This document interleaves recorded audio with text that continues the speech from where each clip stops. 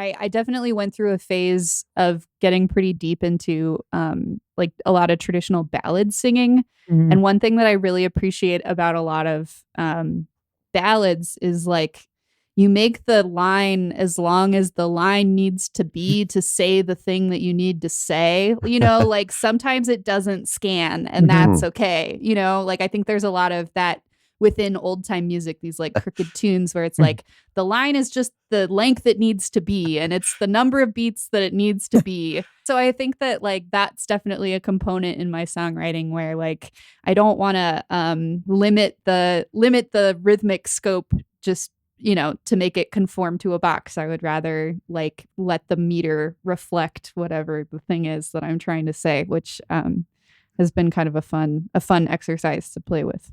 Welcome to the Back Catalog Listening Party, your weekly musical happy hour where musicians pick an album from their back catalog and tell the stories behind their favorite tracks in front of a live online audience. This week we talk with singer, songwriter, luthier, and multi-instrumentalist McKain Lakey.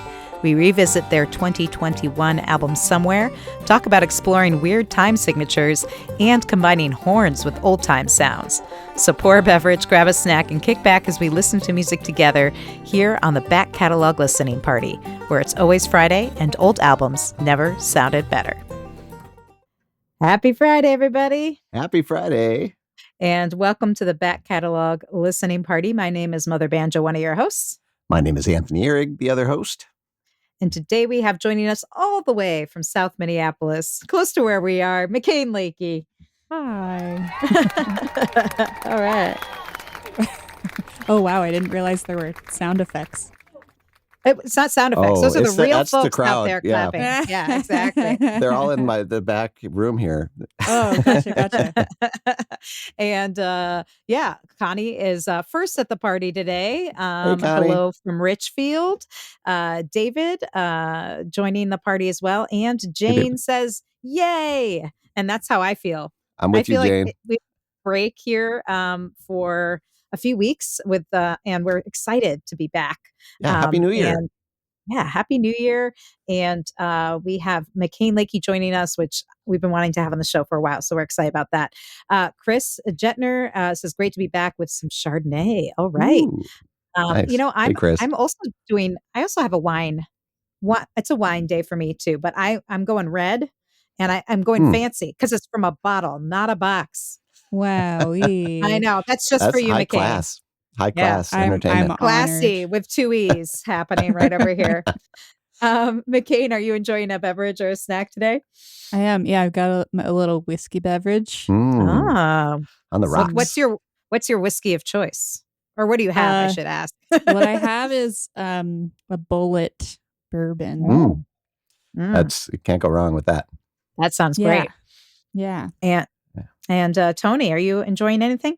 I am also going with a little red wine tonight. Look, although mine came from a cardboard box.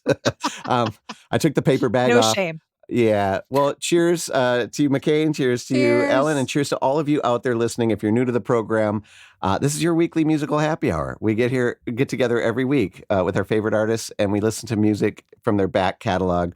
And it's a party. It's a conversation. That's the best part of the show. So if you're out there watching live or listening live today, please jump into the real-time comments and ask your questions for McKain. And we'd love to hear from you. Yes. And we are so excited to have McKain Lakey joining us today, again, from South Minneapolis, but McKain is not originally from South Minneapolis. McKain, maybe you can let folks know who are maybe less familiar with you or your music, a little bit of your origin story, where you grew up, how you fell into making music, and in particular, what led to this record we're going to talk about today.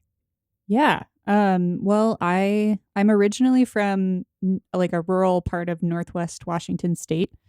So that's where I grew up. And I started playing guitar when I was 11, taking lessons from kind of a major steward of the Northwest Washington folk music scene, Flip Breskin. And she kind of introduced me to a whole community of musicians in the Northwest. And that kind of shaped shaped a lot of the music that I have come to love and play. And there actually are a lot of references to my upbringing kind of smattered throughout this record. So that was a pretty formative thing that then came up a lot in this music. But yeah, since growing up, have lived a lot of different places and kind of bounced around different parts of the country. Lived down in Arkansas for a couple years, and now I'm in Minnesota. So excellent. Yeah. Wonderful. And we're so excited that you are based here. We'll talk more about some of the various musicians that you've been collaborating with in this neck of the woods. But this album that we're going to talk about today, Somewhere, came out in 2021. This was recorded when out in Washington, right? Yes. Yeah. And actually, Jane, who said yay earlier, is one of the saxophone players on the record. So we've got another person. There's a double yay. Yay. Yay. Awesome. Well, and I also love, I'm sure we'll be talking about this, but one of the things that I love about your music and this album in particular is that you do weave in so many different roots music styles into your music. I know you play guitar and banjo, but you just revealed that there's, saxophone on this album. So we're going to get lots of different sounds on this. So I'm really excited. Yeah. Where does this album fall in your discography, McKain? It was my first full-length album. I had put out an EP a couple years prior. Okay, excellent. Yeah. You mentioned that there's references and stuff to your Washington upbringing on it, so I was wondering if it might be one of the earlier ones.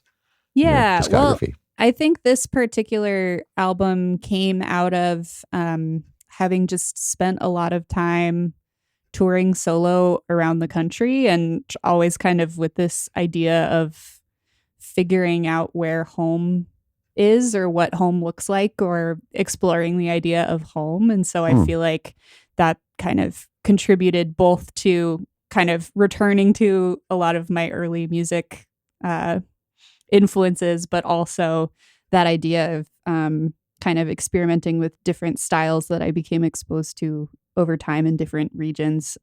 So that was kind of the merging, or I don't know, overarching idea behind it. Awesome. Excellent. Well, I don't know about you guys, but I am ready for some music. Yes. And I'm so glad you picked this track. This is the track that leads off the record, and it's such a fun one. Is there anything you want to say about Making Peace with John Hartford before we take a listen? Oh, I mean, maybe this will be easier to talk about after we listen to it. Perfect. Great. That sounds good. Well, let's give it a spin. This is McKain Lakey, Making Peace with John Hartford, here on the Back Catalog Listening Party.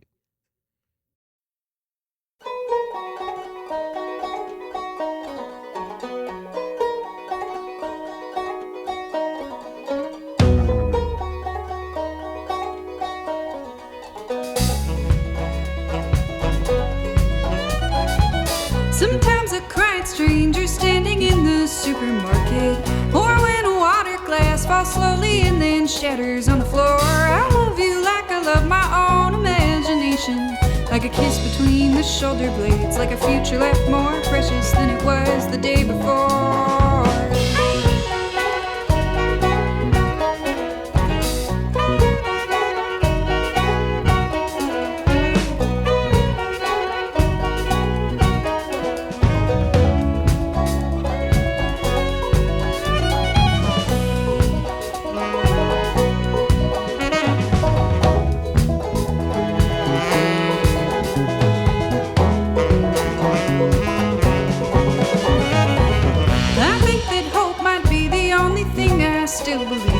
Sometimes it's all that you can count on when the going's getting hard. I'm glad they found someone and that Jesus will love them forever. Me, I hope my DNA won't make me fall apart.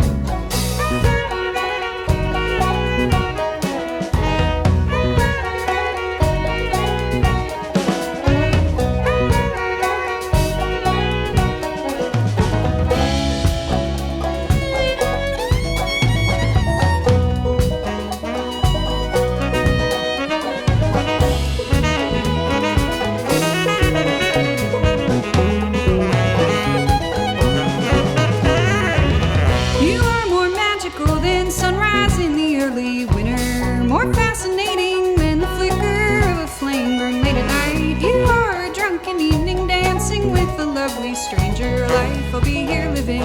You're a battle I will fight.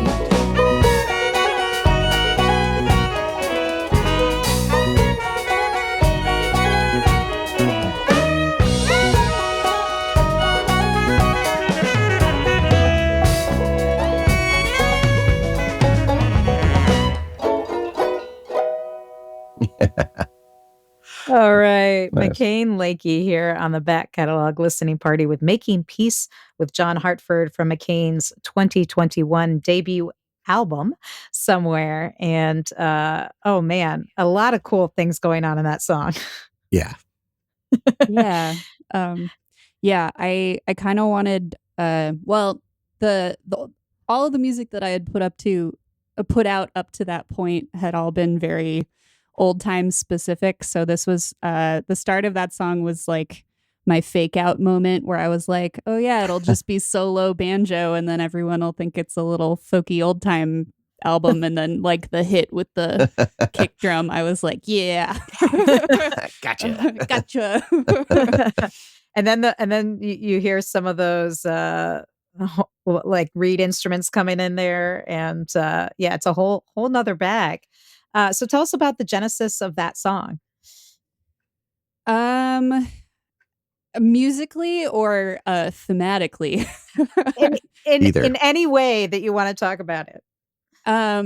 Well, musically, it sort of came from thinking about, okay, thematically, it came from I had been kind of going deep into really loving the music of John Hartford and like digging really deep into that. And I think in my brain had just sort of put John Hartford on a pedestal as like, oh, the less problematic of like the bluegrass men of the era, or and then like listen to a couple songs that I was just like, dang it, you're still problematic. And had to kind of like reckon with kind of reconciling like the inspiration of things alongside like just the nuance of that, and kind of use that as a metaphor to think about just things in my life of like how to find the nuance of like what are the good things that you can draw from hard experiences, or what are, you know, how do you hold a lot of truths side by side. And that's kind of what that song was born out of thematically. And then musically, I really wanted to combine banjo and fiddle and tenor saxophone. It sounded great. Thanks. Yeah. And just thinking about the banjo and kind of the expansiveness of rhythmic possibilities that the banjo lends. I was definitely like drawing some inspiration from like Paul Simon's Graceland album and the bass playing. Bakiti Kumalo, I think is the name of the bass player on that album. And so that was something that I wanted to like bring in as an element in that. In that song. So that's kind of the that's me talking about that song. Yeah. Well, no. And speaking of the bringing in like the horns, our friend Chris asked if you were a Flecktones fan. Are you a Bela Fleck and Flecktones fan? I know that they feature horns with banjo quite a bit. I have never really gone down that particular rabbit hole. But I did run sound for Victor Wooten one time, which was very cool. Nice. I imagine. Oh, he's amazing. Next level. Well, I really think that the saxophone blends so well with the banjo and those rhythms. I was really keying in on that rhythm section, the bass and the drums and that space. And now that you mentioned Paul Simon's Graceland, I'm hearing it in a different way in retrospect. I love that. When you're composing a song like this, are you thinking about these parts ahead of time, or is this something where you like have the seed of an idea and you bring it to the band and they kind of help you bring it to life? How does it work for you? What's your process? I definitely am a bit of an arrangement nerd. And so this was the first album that I wrote basically with a full band in mind the whole time. So yeah, the arrangement side of things was definitely something that I was paying a lot of really close attention to. And so did that inform the players then that you invited to perform on it, since you had such a very specific idea of the sounds? Yeah. Well, I knew that I wanted to include a lot of horns, mostly because 3 of my best friends in the Northwest are horn players. So I was like, well, of course you're going to play on the album. Yeah, I definitely was pretty sensitive to choosing personnel quite carefully for like the skill sets that different people had. And I feel like I really lucked out with the folks who were willing to contribute their time and art to this project, because it was really a pretty all-star team of mostly Seattle-based musicians, which felt really special. And the production sounds really great. Like like all the tones and everything are really kind of like in your face, or maybe not. Like the banjo sounds like it's in its own separate space. And I'm a bit of a recording nerd, and so I'd love to hear about where this was recorded and were you all in a room? Was it a click track? That kind of stuff. Any insights there? Yeah, absolutely. So I had the privilege of getting to collaborate with Johnny Sangster in the production realm on this one. So he was the recording and mix engineer on this record, and also producing as well. And we recorded out of his studio, which is in the Ballard neighborhood of Seattle. It's called Crackle and Pop. And I really wanted to work with Johnny in part because he has more of a like rock background. Has a wide breadth of experience, but has a background in more rockin' sounds, which I sort of wanted to get at, sort of a vintage rock feel to some of it. And also he does a lot of recording to tape. So the basic tracking was done. The bass player and the drummer were in one room, and I was in an ISO booth, and we did everything live to tape. So all the basic tracking was no click, just us doing things live, and all the vocals are live from those takes as well. So awesome. Like while you're playing? Yeah. Wow. Awesome. Impressive. Yeah. That's very cool. And tell us about the personnel that at least that was on that track. I realize you probably have a lot of different people on different tracks, but on that track? So the rhythm section is the same for the whole album. It's me, Aaron Harmonson on bass, and Eric Eagle on drums. And then for that track, Annie Ford was playing fiddle and Chris Miller was playing saxophone. Nice. Yeah. Well, it sounds great. And I love the playful quality of the song. And in that regard, it feels like something, maybe one of those positives that you drew from John Hartford. Is that sort of like he was such a playful musician, like it and with surprising sounds and tones, phrasing. and everything. Yeah. And I feel like you kind of got at that spirit of John Hartford a bit. Yeah. And that's definitely a thing that, like, I mean, for all that I said before, John Hartford remains like a deeply fundamental influence in my musical and writing worlds. And so, yeah, that was something that I was definitely trying to keep in mind. And I'm glad that it came across. So yeah, you can definitely hear that. Yeah. Well, folks out there, if you have any comments or questions for McKain as we go, please put them in the live chat, because there is a lot to talk about and so many great tracks to get to on this record we are revisiting today with McKain Lakey. The next song that you picked to feature on the show is called Microscope. Is there anything you want to say before we take a listen? I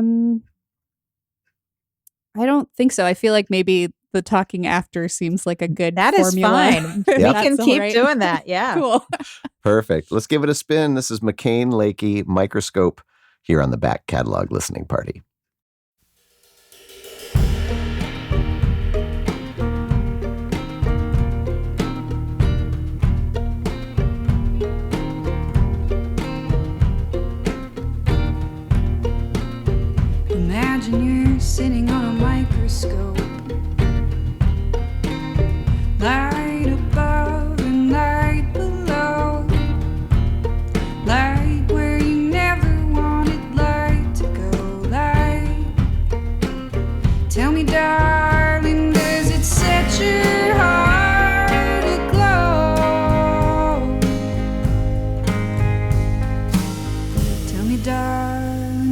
hot or is it cold in here?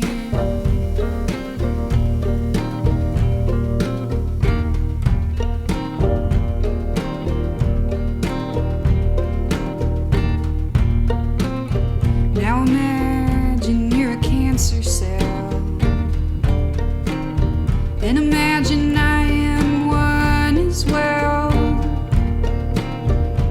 and we're killing some poor person with our strength and our perversion, and a scientist is staring through our bodies and she's plotting our demise.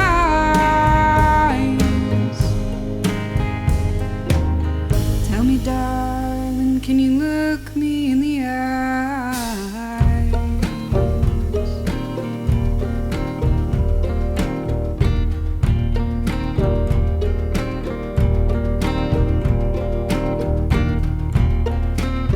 Now imagine you're the scientist, and I'm before you, silent, small, and viscous, suspended in a moment on a slide inside your lap.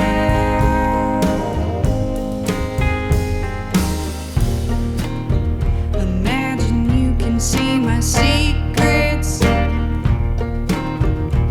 and you use them all against me, and I'll lie beside you naked, and you lie there looking through me, and I'll kiss you in the hallway, assuming that you know me. The next day,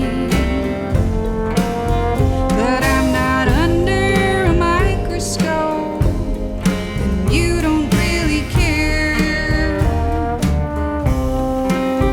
I'm glad there never was a microscope, and you're still there.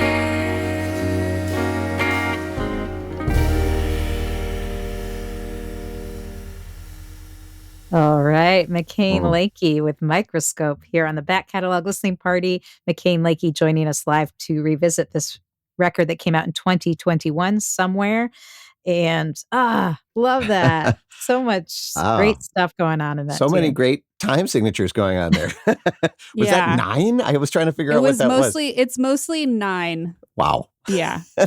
It works and it still grooves. It's like it really interesting. Yeah, not the in a way way- that distracts you. Like if you're No, not Yeah. a no, and music it kind person. of pushes the song along in a different type of way. Can you discuss a little bit about your, approach to time signatures and rhythms in your composition?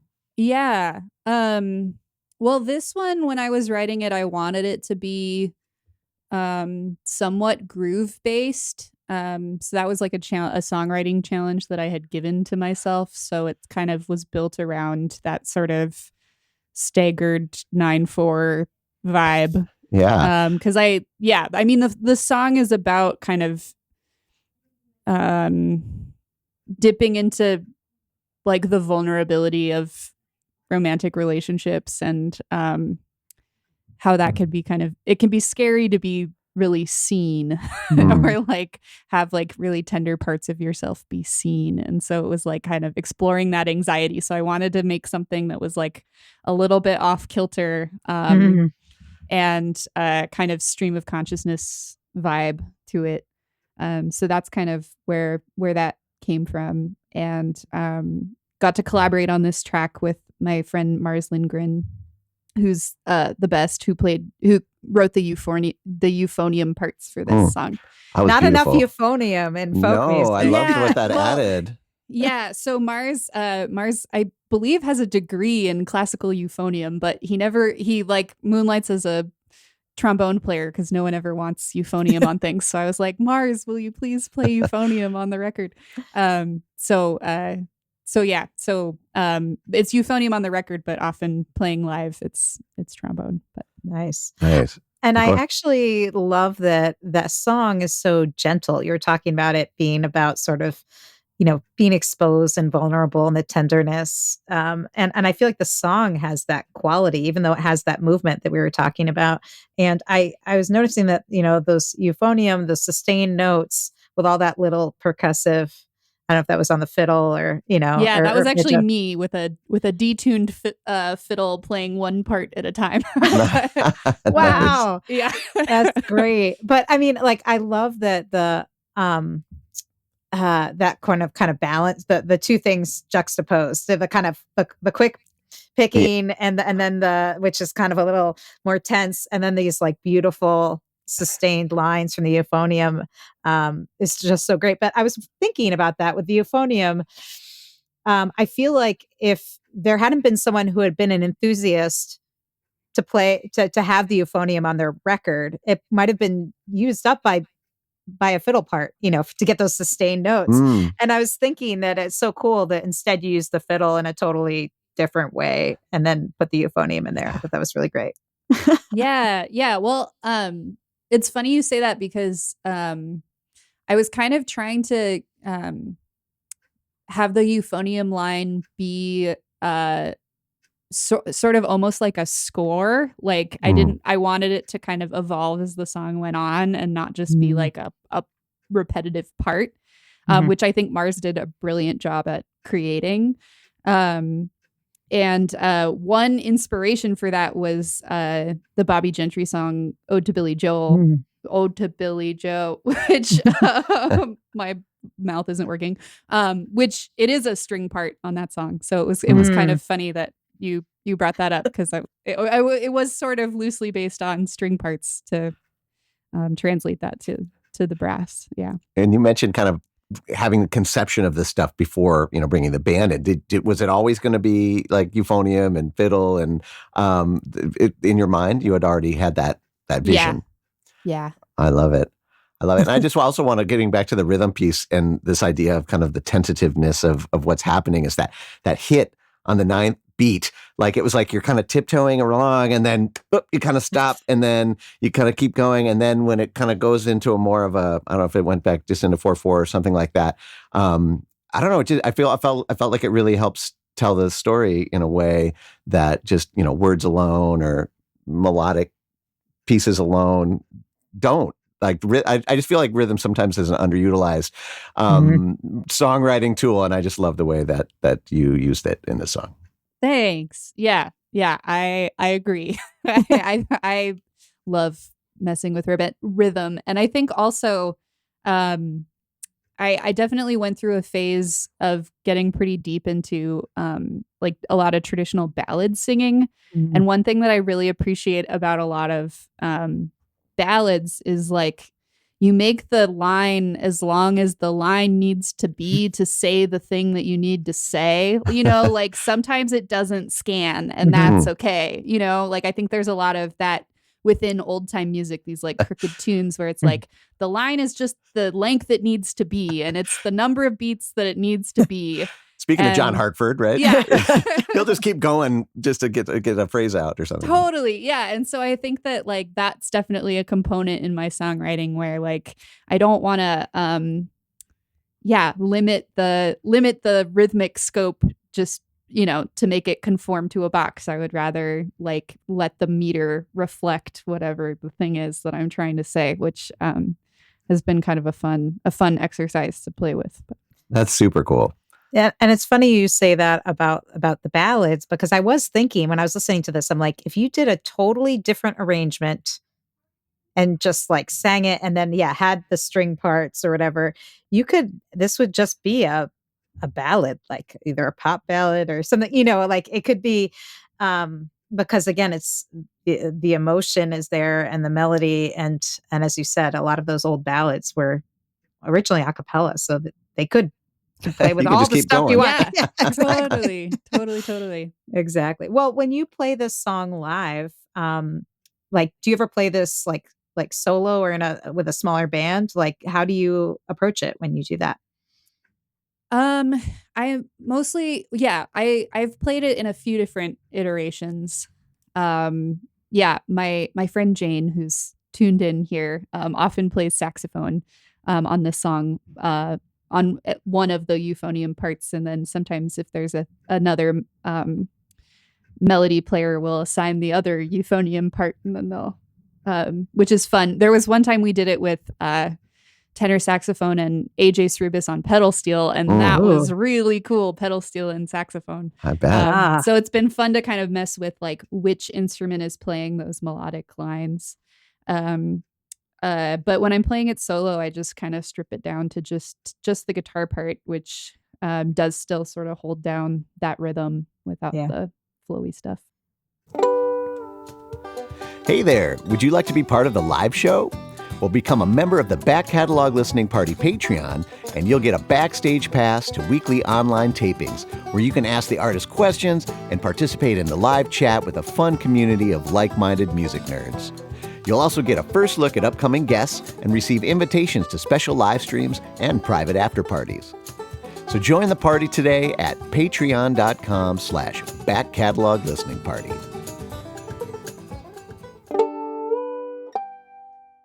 Well, we have two questions that we want to get to here. One is from Chris saying, this is fascinating. McKain, do you have a music degree to help you figure this stuff out? Like, is this stuff you just learned by doing, or do you have some professional training in that regard? I do have a music degree. Yes. Putting it to good use. That's all I gotta say. Yeah, for sure. Yeah. Well, it's been interesting though, because I feel like the degree itself, it helps in some ways, but I think so much of what I love about music is like the self-study portion and the and especially coming from more traditional music background, like the learning from community members and kind of paying forward a lineage. Those to me are like the I think more foundational learning things in my life. But yeah, the theory background is definitely helpful. And you mentioned, you grew up playing guitar, obviously you write songs, you play banjo, which I don't think we heard how that came into the mix. But when you were in music school, was there any particular area you studied? Was it theory or composition, or did you focus on an instrument? So my degree is technically in like music production and engineering. That was kind of the focus of my degree, but the instrument my primary instrument throughout college was voice. So I was a vocalist all through college. Excellent. Well, again, the audio production also going to great use. That makes a lot of sense now, because it sounds fantastic. And it seems maybe as good a time as ever any time to let people know that this album sounds even better when you have all the ones and zeros in place. When you hear the high-res versions. And here on the Back Catalog Listening Party, we love the idea of an album, too, with all the songs in a sequence and the high-resolution songs that are exactly how the artist envisioned them, and, of course, the liner notes and all that kind of fun stuff. And McKain, is this album still available for sale as a physical piece, or is it a digital only at this point?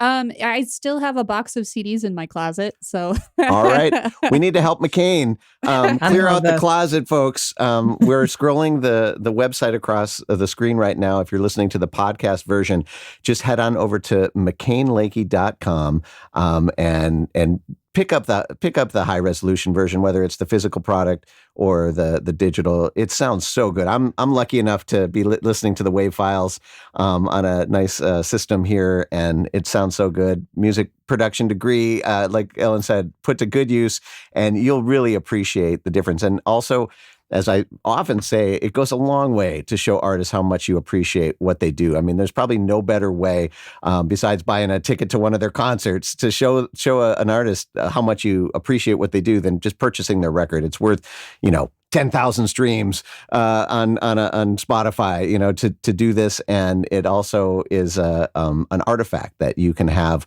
with you, and all the stuff we like to nerd out about, who's on the record, where it was recorded, all that stuff is in the liner notes. So just want to encourage everybody to head on over to McKainLakey.com and pick up a copy.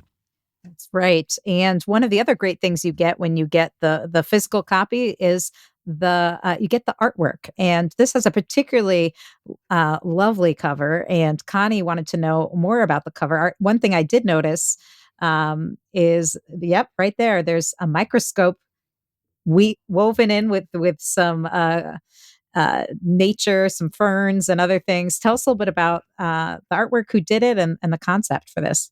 Yeah. So the artwork was a collaboration with an artist who used to be Wisconsin based, but I think she's now living in Oregon, Natalie Hinahara, who's great. So it was I think a 4-part screen print. And I actually, as part of when I ran a Kickstarter to help fund this album, and one of the Kickstarter perks was like the original prints from the screen prints, which was really cool.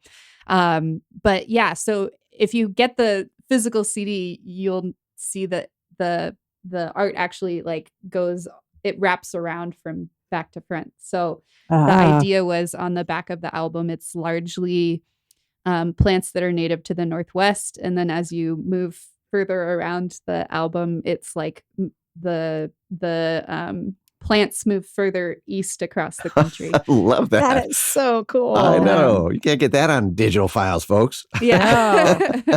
And like Jane says, it's time to get for those CDs to come out of the closet.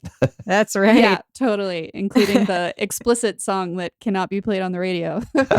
But could be played here. Yeah, that's right. So I didn't even think of that. So Queer AF. Yeah, that would be that song. And I should mention again that you can go to McKainLakey.com to get that album and that cover art.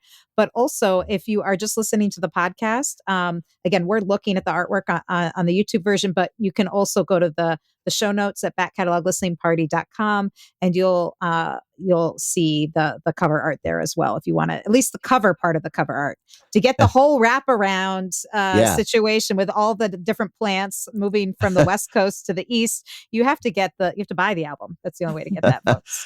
I love that. And, and I love how, those collaborations have always been in place with musicians and visual artists when it comes to albums and CDs. And I don't think that's ever going away. I mean, there's that marriage is so important. And yeah, you can contribute to keeping the physical versions of these things alive, once again, by going to McKainLakey.com.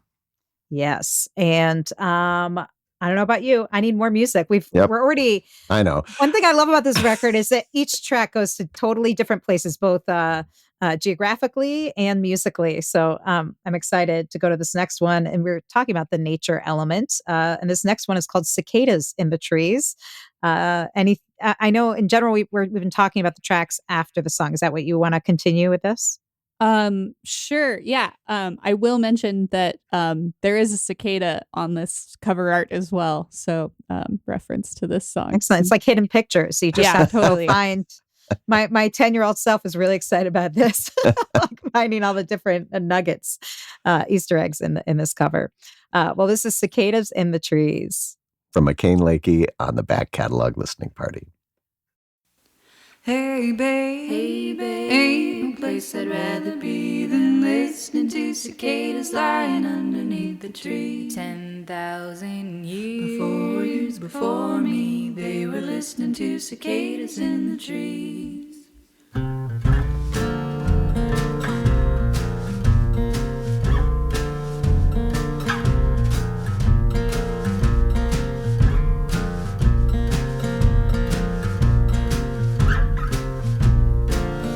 Hear the train, you're never gonna get it back. There's only one train running on the eastbound track. And I hope, my darling, that someday you'll face the fact there's only one train running on the eastbound track. Hey babe, ain't no place I'd rather be than listening to cicadas lying underneath the tree. 10,000 years before me, they were listening to cicadas in the trees.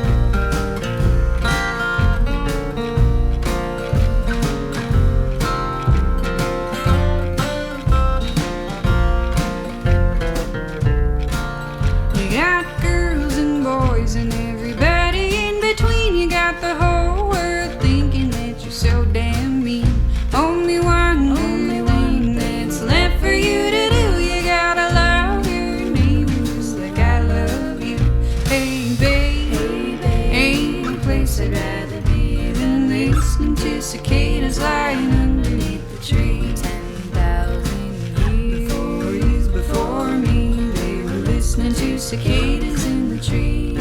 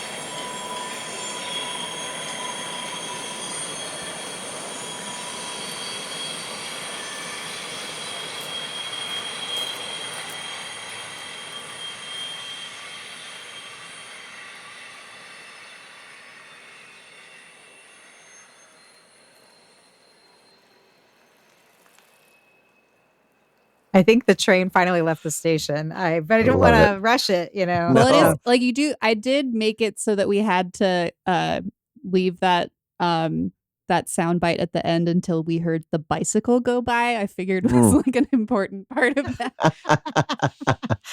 I also love that the cicadas grow. Like it's like again, listening on headphones like this, like we are together. This is one of the things I love about the back catalog listening party is like I'm not doing something else. I'm not in the car where maybe some of those sounds might get obscured by just ambient environmental noise and Mhm.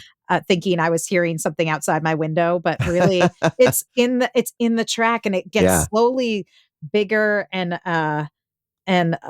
beautiful beautiful, but also a little anxiety, you know, like it's all like happening in those sounds. It's so cool. Yeah, and there's that pulse that's happening throughout the entire Yeah. song. That could be a train, it could be the cicadas in the trees. You know, they when you hear them sing, it has that same vibe back to that rhythm.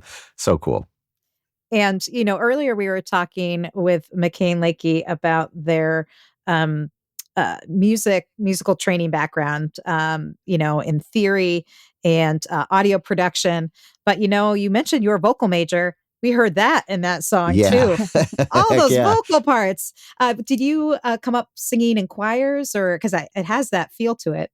I've definitely sung in some choirs. But yeah, creating vocal arrangements is one fun nerdy thing to do for me. But in that recording, it was the one of the saxophone players, Jane Covert Bolds, was singing, and the fiddle player Annie Ford was singing. So those are the three voices you hear in there.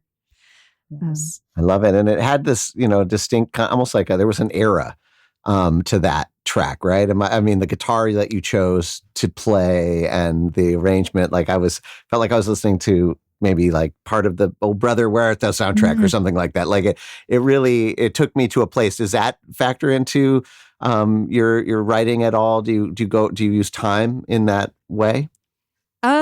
Sort of. That particular song was a bit of a tribute to Elizabeth Cotten. So which also by extension was kind of a tribute to like the music that I first was exposed to when I started learning guitar. So my guitar teacher, Flip, learned directly from Libba Cotten. Like she came through Holy smokes. Washington. Flip would host her for concerts and they would sit and play. And basically the way that she learned from Libba, since she played upside down and backwards, is Elizabeth would just play the song over and over and over again until Flip got it. And so when I started learning guitar, she had me learn the same way. So I was learning all these Elizabeth Cotten songs just by listening to Flip play them over and over and over again really slow. So that the guitar interlude in the middle there is actually just quoting an Elizabeth Cotton song called Vestapool. Nice. Which, is that era. Yeah. So that's where that comes from. Is that old school fingerstyle guitar stuff. Yeah. I mean, one of the pioneers of guitar playing. And I just saw, because we passed her birthday, born in 1893.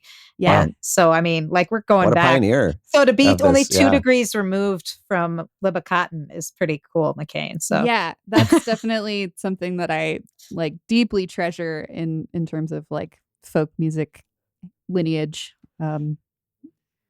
Because I have you here, I got to ask, every now and again, I hear in these songs like a vocal line and a guitar line or a fiddle line playing at the same time where you're singing the same line. Where does that come from? Probably from banjo. Okay. Probably from banjo playing. Yeah, I've never really thought about it specifically before, but I think that's probably where it comes from. Okay, I love it. It just adds this. It almost like there's like a little tension as you wait for both the melodic line on the instrument and your vocal line to end. It's very, very, very cool. Yeah. And people are loving it. I just want to point out that we have some folks out there. Alinda says fun song, and Susan says nice, love it.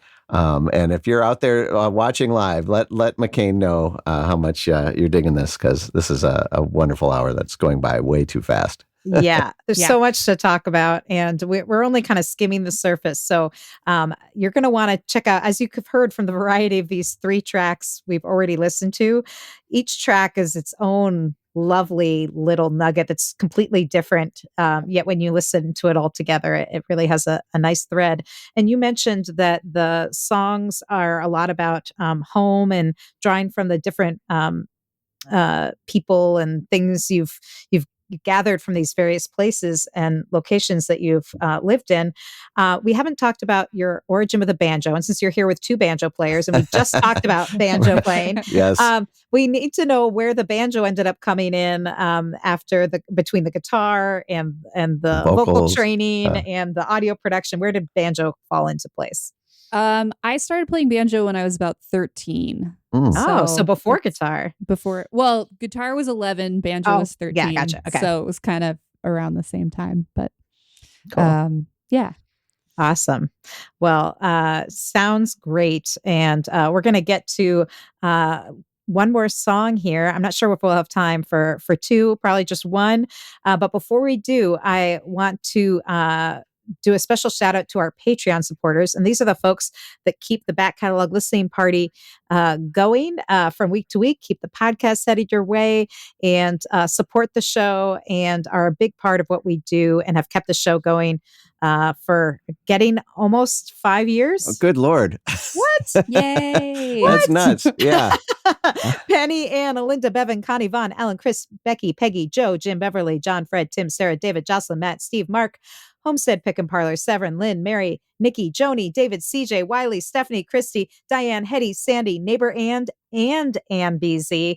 And maybe you, if you want to join our robust and awesome Patreon community, these are the folks that support the show, that get invites to these live tapings and other special after parties with the artists and live streams. And I know both Tony and I have wine glasses today, but often one of us has our back catalog listening party pint glass. Yeah, we still have a few of those left. That's right. If you join the Patreon, you can get one sent to you. So, but I want to raise a glass to our Patreon supporters. Yeah, thank you so much. It helps us, bring artists like McKain, to maybe different parts of the internet, different parts of podcast universe, and anytime you can spread the gospel of independent musicians, the world is just a little better place. And so thank you so much for your support. And if you're just listening to this show, you can do us a solid, share the podcast, share the YouTube. More people are going to find McKain and their music and this album and everything else that comes from it. And again, in whether it's good times or bad times in the world, music almost always is the answer. And right now, as we enter into 2025, if you're just listening to the podcast now, we need music and we need music community more than ever. So thank you so much for being a part of our community, to our Patreon folks. And if you like this idea and you miss listening to music and reading liner notes together with other people, consider joining the Patreon community at patreon.com/backcatalog listening party.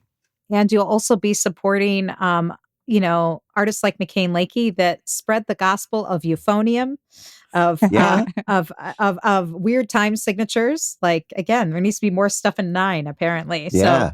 So you can do that. And Jane had a question here in the live chat. What are some things you're most proud about with this album and your career since making it? So I guess that's 2 different questions right there. Yeah.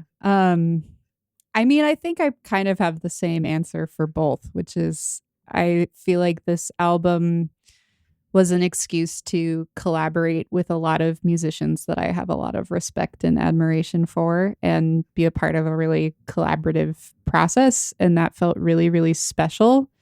And I think that because of that, it sort of led to a jumping off point of being able to collaborate with even more musicians. And so I think that for me, that's a big point of pride, is like just, getting to make cool stuff with people that I really care a lot about and who make really incredible art. And I just feel like, you were talking so much about the importance of music community. And I think that to me, that's the thing that I value, I think, above all. And so I think, this project, and then since then, that's.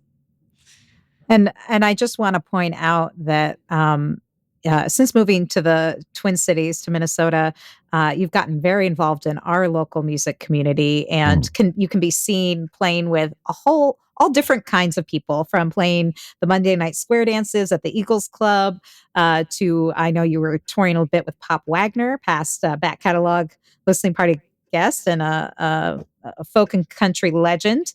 And then also so many different musicians you've been collaborating with. And I've seen you with some of the Jazz Cats at Ice House. So it's been really cool to see you in all these different formats. And I think if you've listened to this record, you can see where that could come from, all your different musical interests. And I just want to point out that if you want to see McKain Lakey live, because McKain Lakey's always playing, go to McKainLakey.com. You can pick up the record there, but you can also, again, check out one of the live shows and some of those cool collaborations that McKain's been up to. Yeah, and before we get to the last track, I would love to know what's coming up next for you, McKain. What can we all get excited about? Yeah, well, working on the next album, so that's Nice. that's the big thing. So we're about halfway through recording right now, and hopefully we'll have that out sometime this year. So yeah, that's the exciting stuff in the works. Is that something that you're doing here in Minnesota? It is, yeah. Yep, we're recording at Salon Sonics in Northeast Minneapolis with a whole bunch of Minneapolis favorites. All right. I heard you mention AJ and Rena. They're friends of the show here, Steam Machine, a past guest here with our friend David Robinson as well. And if you're interested in finding out more about this new project coming up, head on over to McKainLakey.com. We'll have that link in the show notes. And do you have an email list they could sign up for to kind of get updates? I do. That's actually the best place to get updates from me. I am not an internet person for the most part, but I make exceptions for newsletters. So you can sign up on that at that website. You heard it, folks. Get on the list because there's exciting things coming your way. The Back Catalog Listening Party is brought to you by EFS Publicity. Founded by veteran publicist, promoter, DJ, and musician Ellen Stanley, EFS brings an artist's perspective to the table, working to help clients get to the next level in their career. Services include national and international media campaigns, radio promotions, tour press, crowdfunding, grant writing, and more. Get a quote or set up a consultation today at efspublicity.com. we're going to get to this last song, but we have to get to this question from David. He said, if you haven't already, and if there's time, and we're making time for you, David, can you also talk about being a luthier? You wear so many different hats, but we don't want to leave this one out because before we came on the show today, we were talking about banjo setups and all this stuff. So if you want to talk very briefly about your work as a luthier. Yeah. I'm definitely probably a serious hobbyist luthier. I wouldn't not something I do professionally, but I got to do sort of casual apprenticeships with a couple luthiers that I really admire. One, George Thomas out in Bellingham, Washington, and then with Scott Poole down in Mountain View, Arkansas. Actually, the guitar that I played on this record is one that I made. Hey, very cool. That's awesome. Well, I don't know how you have time to do all this stuff, McKain, but I am so glad that you are doing it. And that you took the time to hang out with us for an hour. I know, right? Between all these different things. McKain, thank you so much for being here. Well, we're going to get to one more song, as promised. This last track that you wanted to feature is called Decibel Jezebel. Is there anything you want to say? We're going to just hop right on in. Yeah, it's about just giving a big old middle finger to the patriarchy. There's a ripping saxophone solo by Jane Covert Bolds. Yeah, there we go. That's kind of middle finger as a saxophone solo. I love it. I can't think of a better way to close out this wonderful hour with McKain Lakey with Decibel Jezebel. Say that 5 times fast. With McKain Lakey here on the Back Catalog Listening Party.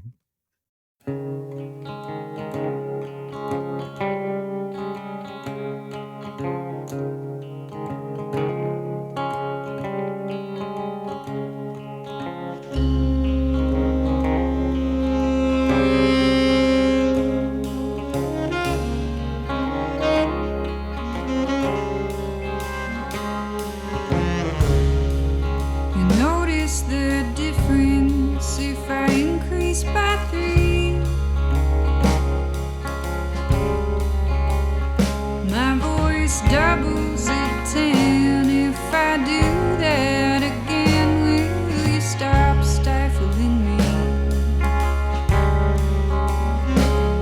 That Decibel Jezebel, she couldn't possibly hear those jeans.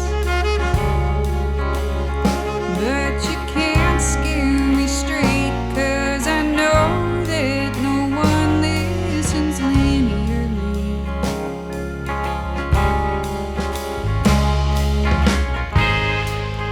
Just make me laugh.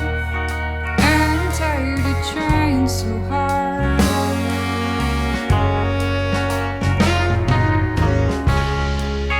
I know the math, so just ask me a question. I know the answer, just listen to me.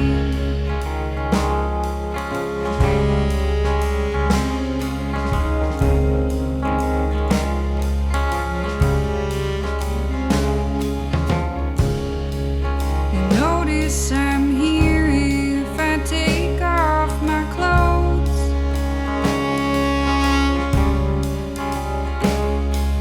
I'll translate the message straight through to my skin and hope that it shows. I'll stay till you understand and repeat with every man till all the world knows that my time's only precious if somebody else knows just where it all goes.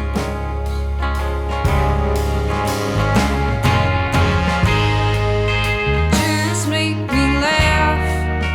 I'm tired of trying so hard.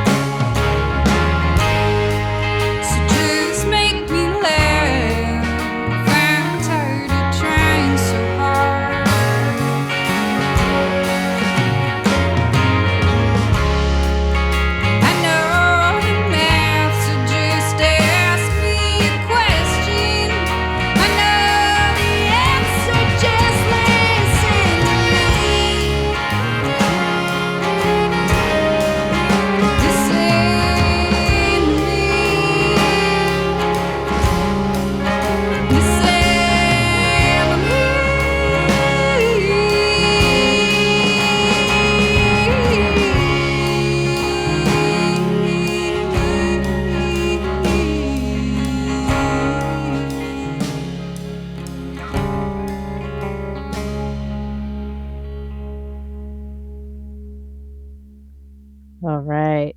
McKain Lakey with Decibel Jezebel here on the back catalog listening party for McKain Lakey's 2021 release, Somewhere. Oh, man. Yeah. You all have to get this record. That's all I'm saying. It's Yeah. so freaking good. And that was just a small taste. We only got to 4 tracks. Our from friend this David great said, record. looking forward to hearing the entire album. Yeah, David, you and me both. This is, again, available directly from McKain at McKainLakey.com. So go get it, folks.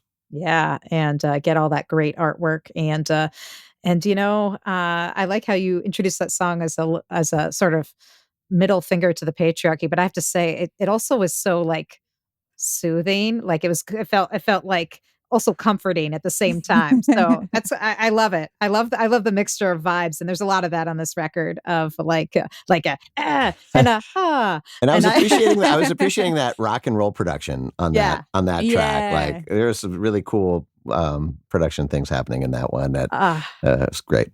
I know we could really spend a whole nother hour just on this record.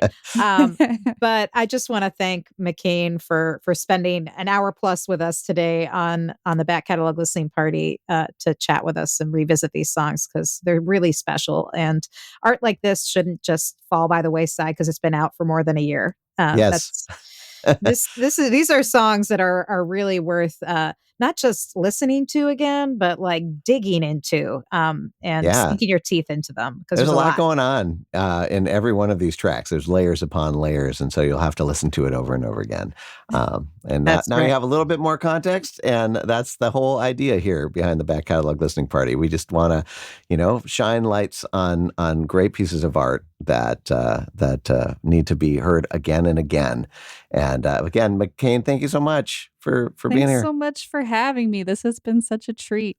This is so great. And I can't wait to see you live and in person soon. You can go to McKainLakey.com to also check out the tour dates, sign up for the new email newsletter to find out about the new record coming out this year.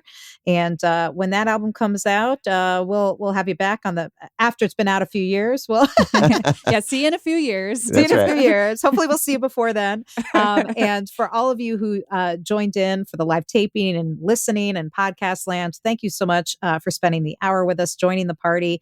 And hopefully we'll see you back next week for another edition of the Back Catalog Listening Party with more great guests. And thanks, Connie and Susan, for the nice comments. We're so happy to have you all here. This hour is only as good as our guests and the folks out there joining in the live show and conversation. So thank you for being here. And keep supporting independent musicians, folks. And cheers. Cheers. We'll see you next week here on the Back Catalog Listening Party. Thanks for joining us on the Back Catalog Listening Party. If you like what you hear, please subscribe to the podcast and leave a review, which helps more people discover our show and our guests. And do you want to be a part of the live show, get a first look at upcoming guests, and receive invites to private online parties and live streams? Then join our Patreon community at backcataloglisteningparty.com. Have a great week. We'll see you back here next Friday for another edition of the Back Catalog Listening Party.